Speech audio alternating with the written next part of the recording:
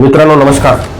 आपण पाहत आहात कायदा व्हिजन. आज आपण अभिमानाने म्हणतो आपला भारत देश प्रजासत्ताक भारत देश आहे. पण या विषयावर मी गेली 8 दिवसापासून विचार करतोय की जर आजपासून 100 वर्षापूर्वी तुम्ही आणि मी या देशात जन्माला आला असता तर तुमचा आणि माझा गुन्हा सिद्ध झाला आहे का, तुम्ही आणि मी निरपराध आहेत का, याला काहीही अर्थ राहिलं नसतं. कारण त्या काळात शिक्षा म्हणजे न्याय नव्हता, तर भीती पसरण्याचं एक साधन होतं.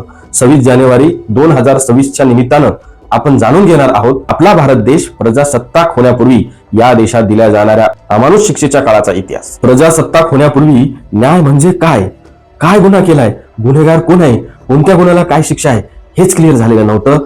आणि त्याच्यामुळं समान न्याय मिळण्याची तर फार फार दूरची गोष्ट. आपला भारत देश प्रजासत्ताक होण्याआधी राजा, ब्रिटिश अधिकारी, जातीय पंचायत हे न्याय देणारे होते.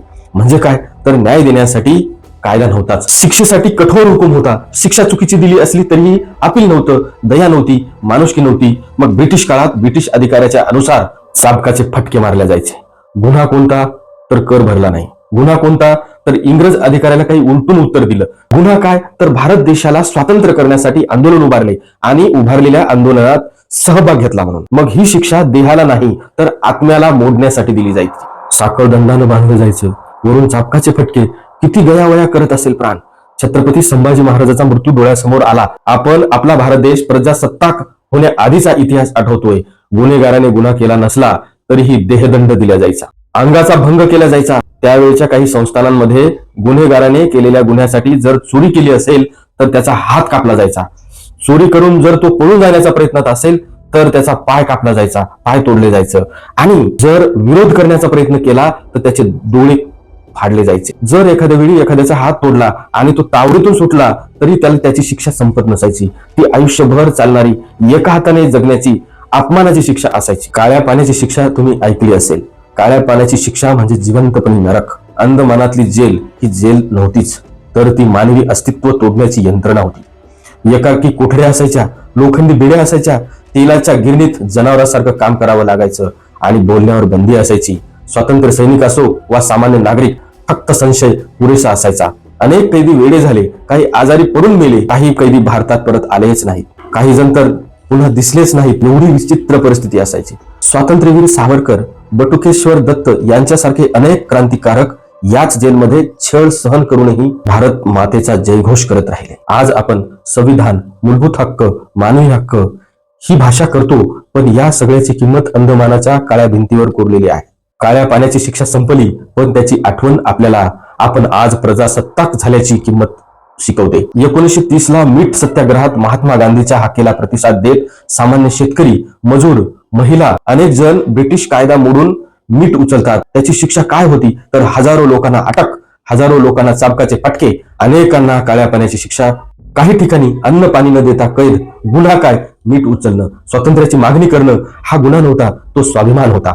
खरा गुन्हा असो वा खरा गुन्हा नसो, पण सगळ्यावर संशयाच्या खोट्या साक्षीवर गर्दी समोर भीती निर्माण करण्यासाठी फाशीची शिक्षा दिली. अनेकांना मृत्यूदंड दिलाय. भगतसिंग, राजगुरू, सुखदेव देशासाठी लढणाऱ्यांना गुन्हेगार ठरवून फाशी दिली. हा न्याय आहे का हो? वरच्या जातीला कमी शिक्षा, खालच्या जातीला जास्त शिक्षा. एका उच्च वर्गाला 5 रुपये दंड तर दुसऱ्या वर्गाला त्याच गुन्ह्यासाठी फाशीचा मृत्यूदंड. कारण काय, आपले कायदे नव्हते, आपण प्रजासत्ताक नव्हतो, संविधान नव्हते, लोकसत्ता नव्हती. 26 जानेवारी 1950 रोजी भारतीय राज्यघटना लागू झाली आणि भारत प्रजासत्ताक देश बनला. इतिहास बदलणारा आणि शिक्षेची तफावत नष्ट करणारा दिवस. डॉक्टर बाबासाहेब आंबेडकरांच्या नेतृत्वाखाली भारतीय राज्यघटना लागू झाली आणि त्याचाच परिणाम म्हणून संविधानाच्या देशाने मान्य केलेले कायदे अंमलात आणले गेले. जसे की IPC, CRPC, Hindu marriage act, कामगार कायदे असे एक ना अनेक कायदे स्वीकारले गेले.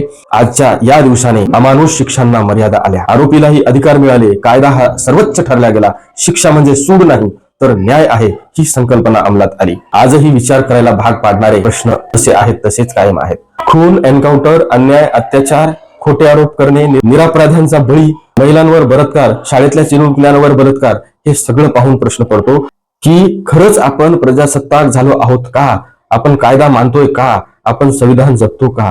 की 26 जानेवारीला फक्त झेंडा फडकवतोय? आपण प्रजासत्ताक झाल्यामुळे आपल्याला लोकशाही मिळाली. जर आपण लोकशाही जपण्याचं काम केलं नाही तर इतिहास पुन्हा येईल. अमानुष शिक्षांचा काळ परत येऊ नये. म्हणूनच मी आणि आपण सर्वांनी प्रजासत्ताक झालो आहोत याचे भान ठेवणं गरजेचं आहे.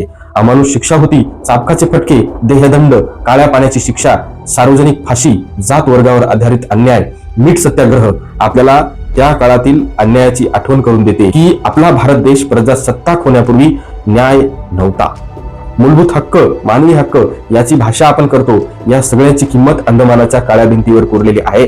काळ्या पाण्याची शिक्षा संपली, पण तिची आठवण मात्र आपल्याला आपण प्रजासत्ताक आहोत याची किंमत शिकवल्याशिवाय राहत नाही.